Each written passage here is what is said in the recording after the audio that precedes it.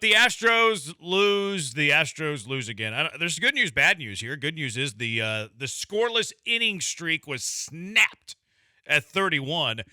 The problem is it was 7-0 whenever it was snapped because Framber Valdez had a first inning to forget.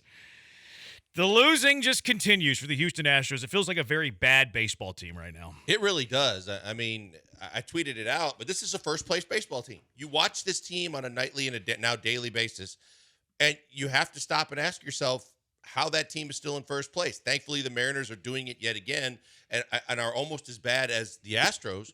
But overall, when you watch this team play, it is worthy of asking the question of how the hell are they still in first place? And that's why I think it's even more remarkable they've been able to do what they've done all season long by kind of cutting and pasting to stay where they are. But, man, it's starting to get dicey, and it's worrying me more and more every day that this team doesn't have enough to get to the finish line. Yeah, I just think they're playing bad. Like, I think that their current roster is better than the roster they were running out there in July, like when you were playing Bryce Matthews every day, when Melton was playing every day, when Cam Smith was hitting leadoff. This current roster is better. Like, the talent is better. They're just playing very, very poorly. Bad baseball.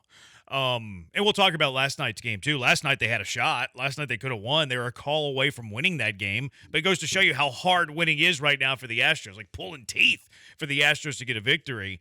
But Framber Valdez, who's been one of your better pitchers in the golden era, maybe the best pitcher in the golden era of Houston Astro baseball, was awful today. We had an awful first inning. He gave up 6 runs in the first inning. Like, when does that happen with Framber Valdez? And people are ready to riot about Framber Valdez. People are ready to throw him out of the city. And people are kind of forgetting what Framber Valdez has done for the Houston Astros. But you can't overcome a 6-bullet deficit after an inning. But the crazy thing is that crazier things have happened. They even had a chance with second and third and nobody out to maybe tack on a few and get even closer and keep chipping away. They couldn't do that. Framber, not only did he let 6 runs scored, they were the first 6 guys in the lineup. Like, everybody reached base, everybody scored, everybody to Oprah, everybody gets to score. I mean, it was tough to watch. And I think that, at a certain point, you see everybody melting down about Framber. But I think that at a certain point, Framber gets frustrated. He got squeezed on the first 2 hitters. He didn't get some calls that he clearly wanted.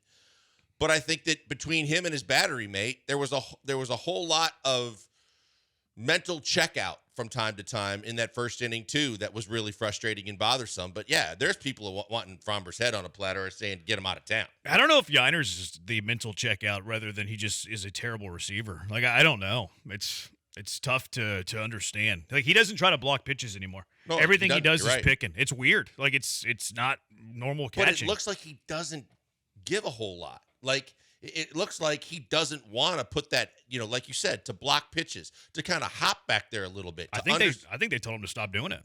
Why? Because he's bad at it. He's better with his hands. He's better at picking. That's why I think he'd be a good first baseman. Like, he's got pretty good hands.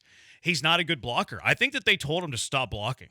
I really do. It's bizarre. It feels backwards. Can't you do both? Can't you try and do that while still kind of sliding out of your crouch a little bit, so in case you get unlucky and don't pick it, that it doesn't get by you?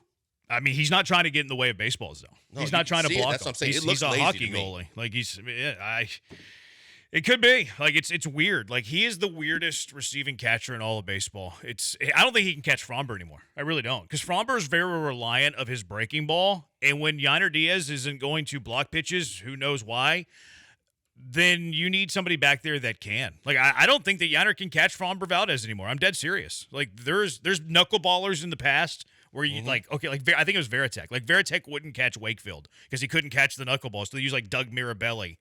I think it's to that point with Framber. Yainer cannot handle Framber Valdez's movement, and I think it ticks off Framber. There was an instance in the first inning whenever there was one pass ball wild pitch, however it was ruled, I don't know.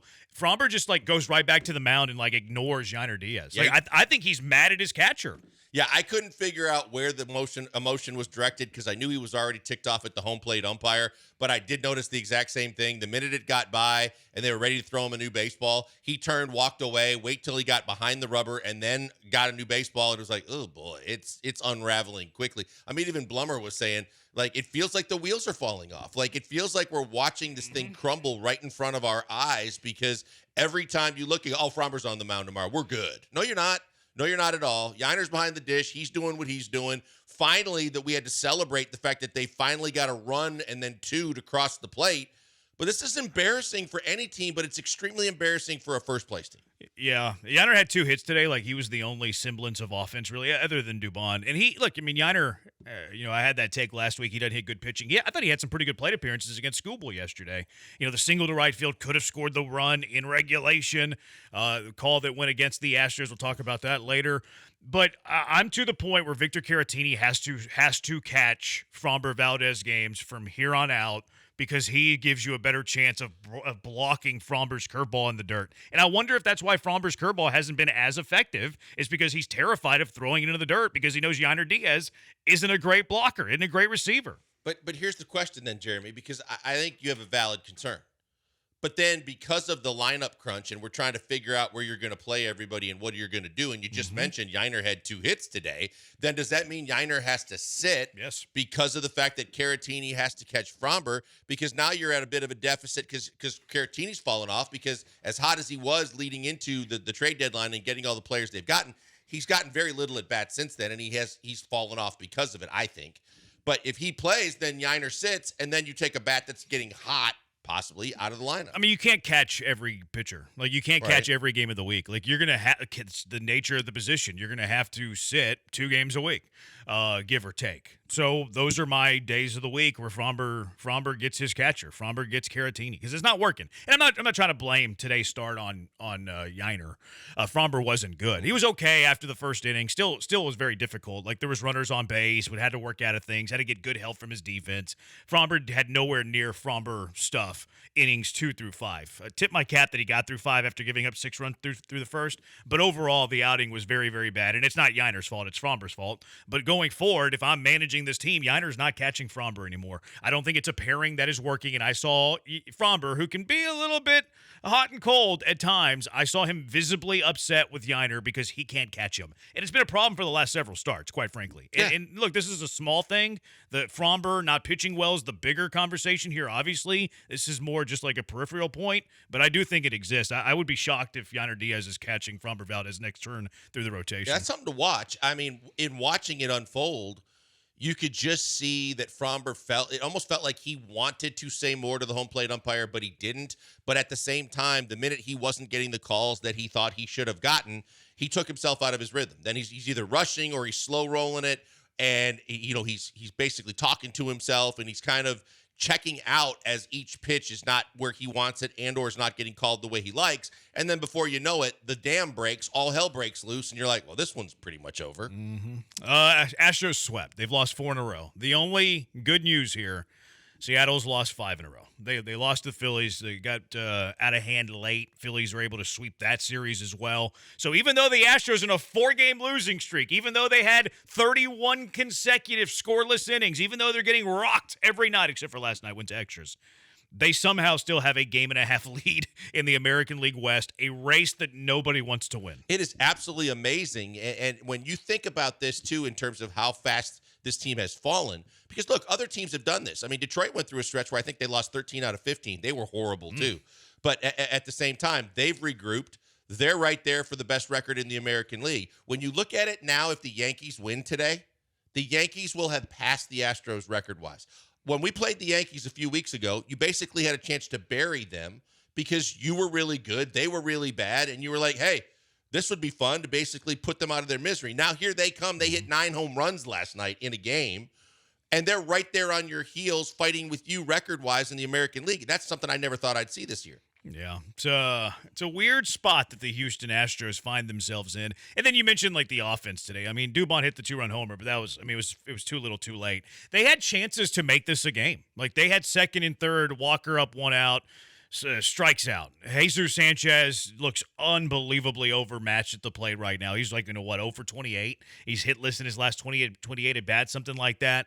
Jose Altuve had a spot. Jose Altuve had Pena third, less than 2 outs, and he swings at a pitch that's a foot above the zone and pops it up to the shortstop. Like, this team is pressing. You just hit a ground ball there. Like, if Altuve hits a ground ball there, okay, you're a run closer. If Christian Walker hits a ground ball in that spot, okay, all of a sudden it's a 2-run game. You're a bloop and a blast from tying it up. It's a team right now that is pressing in a mighty way. Yeah, they're feeling it. And you just don't know. You know, I put it on the rundown just because of the fact that everybody was joking about how do you get out of this. Is this one of those Third segment? Huh? Third segment. I know, but I'm saying before we even get to it, I'm saying I put it down because of the fact that everybody is throwing all these things at the wall, but at the same time, it's not for us to figure out as much as they have to figure it out too. Because now you're going to take on a team that, if you really want to get into it, you're playing a Baltimore team that handled your ass and took you to the cleaners that you'd want to get back at. But this isn't the Orioles that everybody looks at their record and goes, they're not that good. They're a good young baseball team, and they're picking up momentum with every win that they get. Now you go into their house, and you've got to try and win a series.